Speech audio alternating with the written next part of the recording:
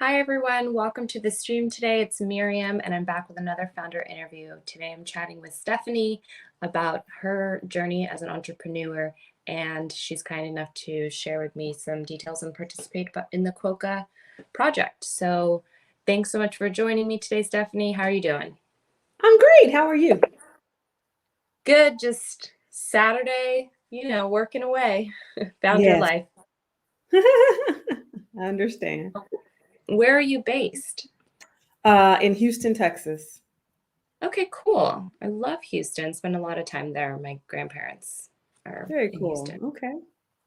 Yeah. So thanks so much for taking the time to talk with me about QUOKA. I'm just trying to understand entrepreneurs, their struggles, their challenges, so that I can build an awesome product for them. And none of my questions are like right or wrong answers. It's all just to kind of get to know you better. And do you have any questions before we get started? Um, can't think of any. All right. Well, why don't we bring up your website and maybe you can kind of talk us through, how you got started as an entrepreneur and Okay. what your passions are, what you do. All righty. Had to grab the fan there. I don't know why I forget when I walk in this room. Turn on the fan, but yes. Yeah. So what made you get started in becoming an entrepreneur? What inspired you to get into this work? Well, I was 9 when I started owning businesses. So what that was, I think it was a lemonade or a juice stand. I think I may have seen somebody do it. And I thought, oh, okay, fine, I'll do that. And then from there, I went into, let's see, I had a mom business where we would I made homecoming moms, and then desktop publishing, general flower arranging, uh, printing, which led me into, I think at some point, artist management and development, which led me into marketing. And marketing pretty much is my wheelhouse. That's Okay. that's my thing. You know, I'm an award-winning marketer. I still own an urban marketing agency, and it was out of that space that I came into coaching extremely reluctantly. And I love when people say, "Oh, what made you want to be a coach? Did you just really love coaching?" No, I did not.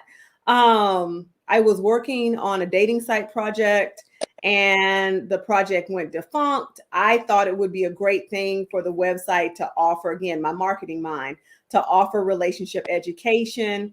That's why I got certified. And this was, I guess, almost like 11 years ago. And when the project went defunct, I had people in my private messages and all of this saying, "Oh, I love your content." And I'm like, whoa, wait, whoa, no. Like, now my mother will tell you I've been a relationship coach my entire life, at least a vast majority of it. But I was like, no, I don't want to be a coach. I run a marketing agency. I do celebrity events. We do ad campaigns and marketing campaigns and graphic design work. I don't want to be a coach. And so I battled that for about 3 years. I lost. And so here we are, 10 years, almost 11 years later, with not just with one coaching practice, but with 3 different divisions. So there we are. And that's my personal brand, which is kind of like my hub for everything. So the firms is the coaching practice, which is kind of our code name for the relationship firm, the healing firm. And as of recently, we now have somewhat reconstituted the marketing piece with the launching firm. Notice it's not even on the website. It's Okay, new great. enough, but we only take clients by invitation, so it's super exclusive. So Very cool. So just kind of naturally happened. And even though you fought it, it was kind of like, nope, you're getting into this. yeah, so here we are. And I see, I'm going to join your community. I saw that was linked there. Besides your own community, do you belong to any, entrepreneur communities that are focused on entrepreneurship? Yes, online, quite a few communities because I like connecting and seeing information, seeing what other people are up to and doing. So from everything from podcasting, all the way to women, women in business, and so many different facets. Definitely some coaching communities as well. Mm-hmm. Okay, great. And then these questions are true or false, yes or no style. Even though, Okay. some of them may land in the middle, we're just going to try to push them into one or the other bucket. Would you say being an entrepreneur is fun? Yes, true. Would you say it's hard? It can be. I don't know where that fits. I guess that would have to be a true. Do you feel understood as an entrepreneur? Define understood. So when you're just out in your life and doing things, interacting with people, do you feel like known authentically as this part of being an entrepreneur is, it's a part of your identity? Do you feel like people kind of understand that about you and are able to Yes, yes, interact?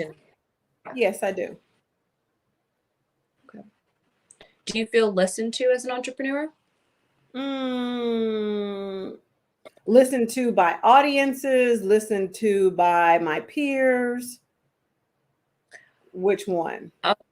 Well, when you combine the people that you interact with and whether they're audience or family, peers, strangers. For the most part. So I guess that's a true. The people around you, do they understand the problems and challenges you face as an entrepreneur? Some do, some don't. Is it a majority they do or a majority don't? I was just about to think about that. I mean, the majority of individuals around me are also entrepreneurs, so I guess that would be the majority, yes. Mm-hmm. Would you say that life as an entrepreneur is depressing at times? Nope. Do you feel pressure as an entrepreneur to be involved in communities online or in person? No. Now, I'll Do you enjoy? caveat that and say I used to. I used to feel Okay. all kinds of pressure, but I'm not in that space anymore. Perfect. Do you enjoy helping others and solving problems? Sure. I guess that's true. When it takes a few days for you to reply to someone that is asking for your help, do you feel guilty? False. Do you feel pressure to appear to look like you know what you're doing as an entrepreneur? Pressure is a strong word, so I'll say false. Do you always feel confident that you know what you're doing as an entrepreneur? No, not always. But I do it anyway. Right. Do you have people that you can speak to about your deepest thoughts and challenges about being an entrepreneur? Yes. Great. Now we're going to go into just some questions about general, why you got into this. Do you feel comfortable asking for help when you need it? Yes. What do you like best about being an entrepreneur? Like, why are you doing this? What do I like best about being an entrepreneur? The space for the creative energy. Because I don't have just one way to serve, right? I can develop a program. I can develop a product. I can literally do anything I want to do. Now I do realize that most entrepreneurs can't do that because I have a marketing background. So, but I can do that. And that's the best part. So I can look at situations Even if it's with a one-to-one client, I can say, this might require X, Y, and Z. And I love crafting and creating something that I think will bring powerful results and outcomes to others, as well as myself. What do you like least about being an entrepreneur? What's the most challenging aspect of this work? What I like least is when I disregard my own intuition and put myself in situations I was never supposed to be in. That's very good. Thank you. If you were giving advice to an aspiring entrepreneur, what would you tell them they needed to fulfill their full potential? I would tell, and you said if I was giving advice, was that the first part of the question? It kind of cut off a little bit. Okay. Yeah. I would tell them that they really need to look at developing a owner mindset, and that's what I call it. See, one of the biggest misconceptions in entrepreneurship is that if you've been doing a job for a long period of time, then you should go and own a business. And I'm like, not necessarily, because for me, there's a worker mindset and an owner mindset. And so if you don't cultivate your owner muscles, you will ultimately own like a worker. And what that means is that you will overdo, you will overperform, you will not delegate, you will not build teams, because a worker gets it done themselves and an owner simply gets it done. So I would tell, if you've been in a job for, let's say, 10, 15, 20 years, and you've never taken initiative, you've never been a leader, be it informally or formally, you've never operated outside the box of this is your title or these are your responsibilities, then more than likely you're really knee deep in owner mindset. I mean, you're not knee deep in owner mindset, you're knee deep in worker mindset. So anyone who's aspiring to be an entrepreneur, I would say work on cultivating your owner mindset. Recognize your limitations and what you don't do well, and start deprogramming the part of you that always says you can't afford this, that, and whatever. Be open to the reality that if you don't do some things well, you're going to need to align with people that do those things well, so that you're not spending 16 hours trying to make a logo when there's a graphic designer that could have done it in 2 and you just paid them $50. You know, as opposed to saying, oh, I can't afford that. Well, mostly because you're thinking, oh, it's going to be thousands of dollars. No, it's not. So really be expansive in your understanding of what an owner does and how to think like an owner in terms of how you take care of your business and how you take care of yourself. Okay. Do you have everything that you need to fulfill your full potential as an entrepreneur? You know, as arrogant as it might sound to some, yes. When you need information, you want to learn something new related to your business or entrepreneurship, or you need help or support with a challenge that your business is facing, where do you go for the answer? It depends. I have 2 coaches. I have a business coach. I have a program creation coach. I have multiple healers that I work with. If it relates to some sort of mindset, I'll do thought work, breath work, energy work, prayer work, meditative work. Like, it really just depends. But I have no problem saying, you know what, I need to get some greater insight on this, and then going to whom I think can provide that. And how long does it typically take you to get the answer? Not long. An hour?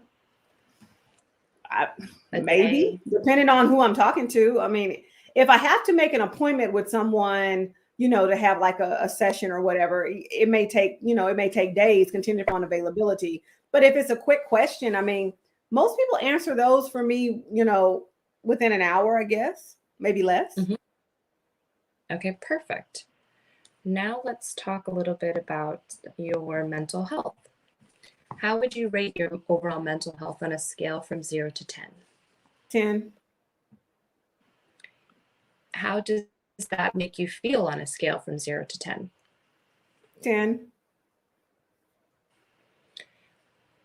When you have felt less than great negatively, which one of these are impacted negatively? Eating habits, because I'm an emotional non-eater. Activity probably, and I don't know what's that under budget because of the Oh, no, I think that's about it. okay, perfect. And now we're going to choose whether the following items have a positive, neutral, or negative effect on your mental health. Okay. Social media, No effect. the news, No effect, only because I don't watch it. okay, family,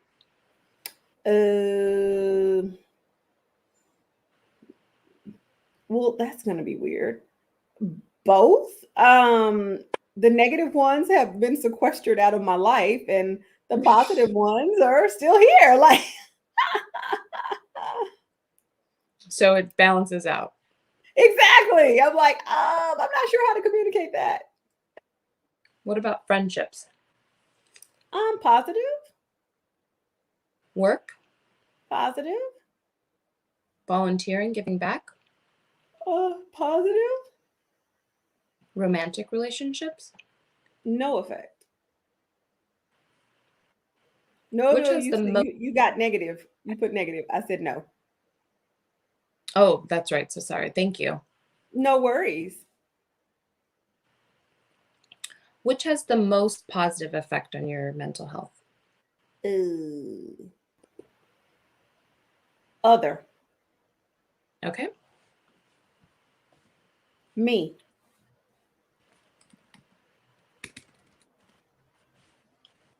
That's the first time I got that answer before. I love it. I worked really hard to get here. Trust. And these are all learned behaviors.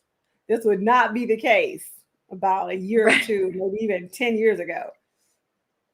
How many hours a week do you spend engaging with yourself? Ooh, a week? I spent a lot of time engaging with myself. 20. Let's see, because we sleep for 8. At least like 16 times 7, 2, 4. Over 100. I guess I had to do that. I was doing that per day, and I was like, okay. What do you do to help support or manage your mental health? Oh, okay. Let's see. I have my daily rituals. I meditate, I stretch, I engage in physical activity, I strength train, I am mindful of my diet. I eat relatively anti-inflammatory foods. I only allow people that bring balance and reciprocity into my space. I don't take on clients I don't like, because when I have in the past, it has really not been a good idea. I love the work that I do. And if I don't love it, usually I don't do it unless it's one of those adulting things that we all have to get through. I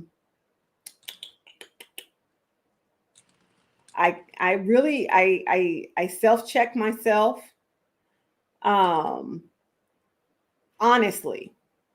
Like, not oh, are you okay? Oh yeah, you're great. No, I'm honest. Like, yeah, I'm not feeling that, and that's not probably going to work for me. Like, even right now, there's an opportunity on the table, and it might be a great opportunity, but I can't seem to bring my energy to align with doing it, no matter how great it might be. And so I'm not. Like, I really commit to not forcing. I like ease and flow. So, I really do. I seek joy.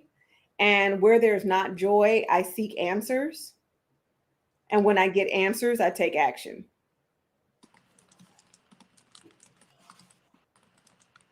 Okay. Do you use any applications or websites to help support manage your mental health? I do use YouTube. I use a lot of guided meditations. I use binaural beats. Um, I did use, I think, Calm at one point in time. But I mean, I have YouTube, so I'm trying to think. Is there anything else?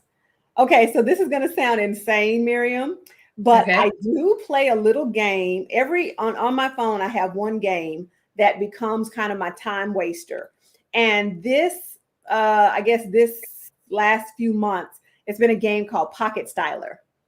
And so I get to it's kind of like digital fashion plates, if anybody's old enough to remember. And so I get to style and create outfits for this little cartoon character and score points for that. And so that's my time waster. And so I always allow myself one like complete time waster, like a little game that I play. So that's a real thing for me.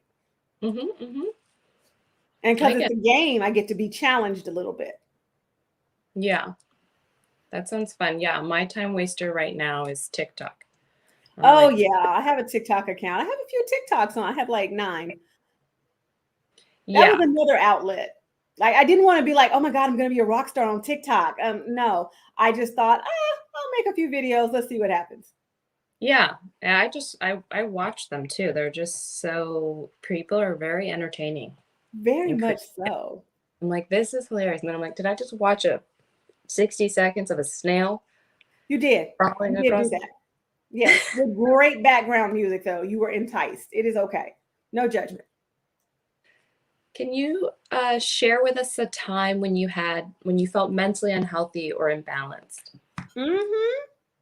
I have moments, I don't want people thinking like, oh my God, she's always amazing. No, I have moments where I'm off kilter, and what I call is that I'm just imbalanced. And sometimes that can be way because of a relationship that I've let kind of run amok and kind of lean one side to the other. That can be because I've let some of my rituals slide. But I think if there's one time that I really recall, probably was right after my father passed away about 11 years ago. And that was not a good place, even though I was trying to make it an okay place. There was too much going on. And eventually, I used to say it took 6 months. I think it really took like 3. My entire being just crashed mentally, physically, everything. Like I went completely down the tubes. Mm. And so do you think that the death of your father was what triggered that? Absolutely. That was my best friend, my fellow entrepreneur. Um, did not see that coming. So there was a lot that played into that. And even though um, I have certain thoughts on death and yada yada yada yada, that's still your parent dying that you didn't expect, and the parent that is most like you. So there was a time when I had entrepreneurial challenges. He is who I would talk to. If I had like day to day, just whatever, that's who I would talk to. And so in losing him, I didn't just lose a parent. I lost a best friend. I lost a colleague. I lost a comrade. I lost a confidant. I lost a lot. Yeah. Hmm. Thank you for sharing. Absolutely. Vulnerable. Who do you talk to about your mental health? Um, the inner circle. So I have about 5 people that are my inner circle, and I talk to them. Um, at one point in time, I was seeing a therapist, and I just pushed that to the back burner because I felt like I was at a good, healthy place, and I self coach and self edit now. But I do plan to go back and see her. I talk to other coaches, especially if they're in the healing arts, because though I am in the healing arts as well, um, sometimes I can't see. I don't have the vantage point because it's me. So I talk to other healers and yeah, a myriad of folks actually. But the inner circle is where I go first. And, they do a fantastic job about 90% of the time of holding space. But if I feel like I need more of a professional touch, so to speak, then I will seek that as well. How often do you speak to the inner circle? Would you say often, sometimes, rarely? Often, daily, actually. Is it different members? In person, virtual, phone calls, text message? Depends. Some of them don't live locally, so that's going to always be a virtual situation. What support do you need that you're not getting, if any, to help manage your mental health? What support? I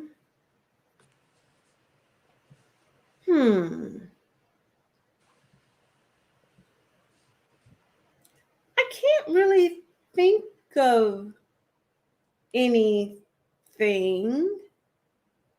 I can't really think of anything offhand. Okay. I think I'll say this. I think it would be nice maybe to have the ability to create circles of individuals that can hold space for you in a professional sense.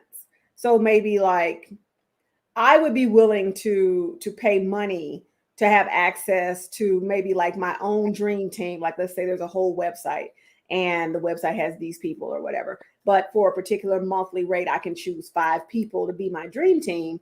And I can create a professional inner circle, And so I paid this monthly fee. Now I have access to 2 hours with this person or 1 hour with this person or 30 minutes with this person. And that way I can be supported in the ways that I want to be supported. The challenge is that my support comes in multiple facets and many methodologies, because sometimes it's practical, sometimes it's entrepreneurial, sometimes it's energetic, sometimes it's spiritual. And I think it would be great to just have a set of people that I can just, one thing, and I can run it through these 5 people or these 3 people, my inner circle professionally, and I can run it through them. And then I could have the balance of both, my informal circle and my formal circle. I think I may have just given somebody a business idea, but whatever, it's fine. If it helps, right? Right. I'm like, it's fine. It's fine. It's completely fine. Well, how much would you expect to pay for this platform if it created a more positive impact on your mental health? I mean, I could see anywhere from $50 up, $49 a month, depending on, I guess it could be if you did 49, you could get a basic circle, or if you did your circle can be bigger the more that you pay. I swear I'm giving somebody an amazing business idea. That's fine. I will need a percentage now. Okay, great. Good talk. But I think that could be really neat. I don't know. It's just me, just talking out loud. This is what happens when I talk aloud. Yeah, that's creative minds. Okay, when thinking about the mental health of people that you know, how do you think most of them would rate their mental health on a scale from 0 to 10? They're all cuckoo. I'm kidding. Probably about a 7, 6 or 7. Okay, great. Now let's see, which one of these social media platforms do you use? Actively, Facebook,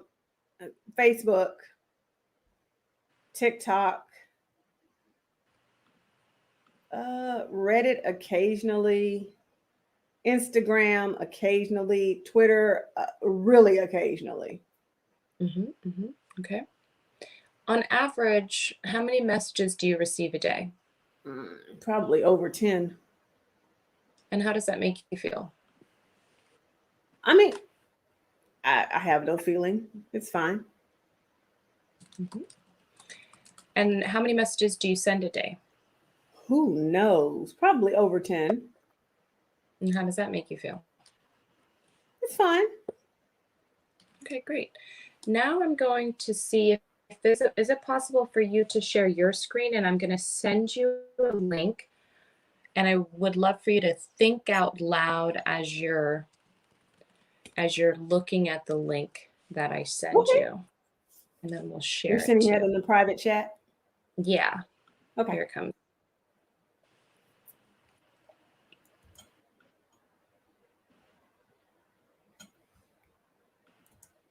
Okay.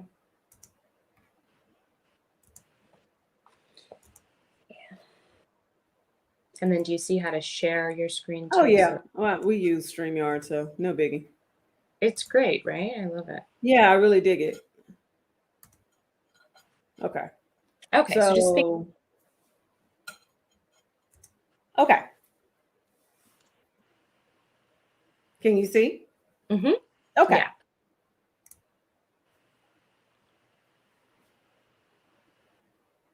Okay. What do you want me to do?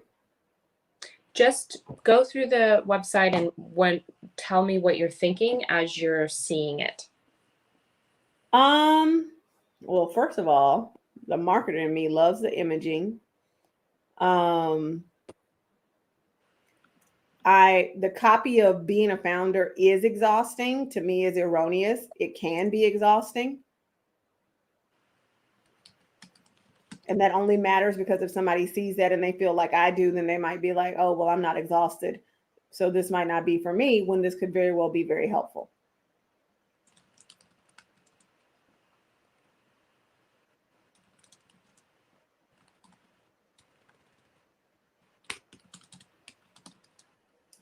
Oh, very cool.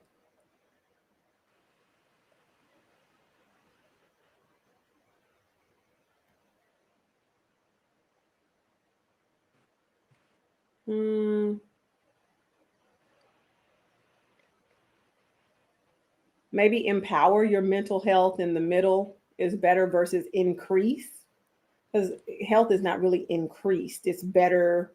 It's enhanced. It's transformed, but it's not really increased. It's not like, I don't think it's a level, even though there are therapeutic spectrums. Yeah, the graphics are amazing. It's really clean.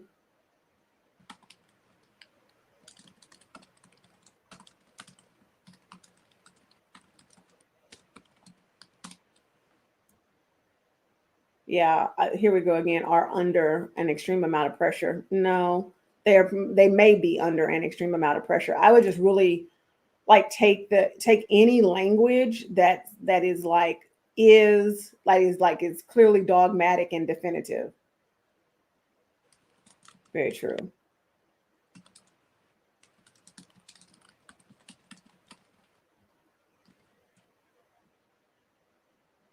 Okay. Okay.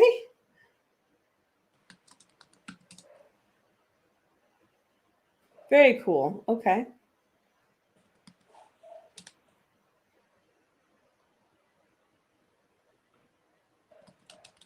Oh, how cute. I really like it. I love the layout. I love the colors. Like I said, I would like to see a little bit more of the energy being a little more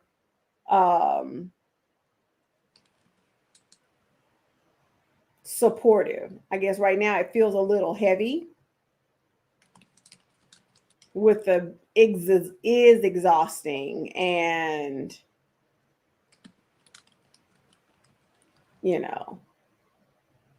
this down here are under. I'm like, no, it's assumptive. There it is.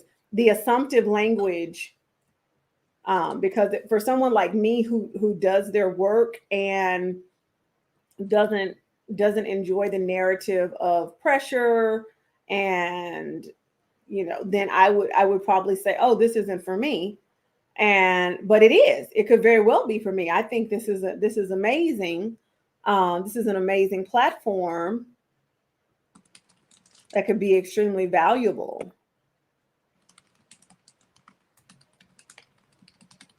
I think there could be a better question here than feeling mentally healthy. Great, join to help others. I'm like, maybe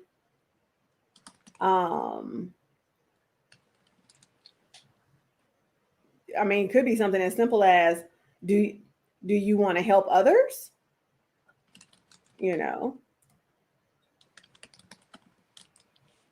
Or become a provider, or whatever your QUOKA community is.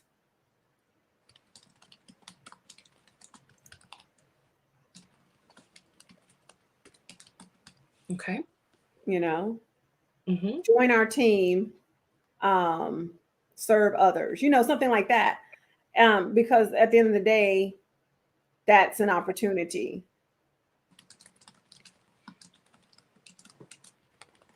I like that. Your success as a founder is contingent on you being happy, healthy, and well. You're a leader. Join a community that understands you. I think that's great. Yeah, I think it's so neat. I really like it. How would you describe what QUOKA is in 2 to 3 sentences now that you've seen the website? Well, it's right here staring me in the face, Miriam. Like, I would say an anonymous support system for founders and entrepreneurs. Okay. I think the emphasis must go on the anonymous.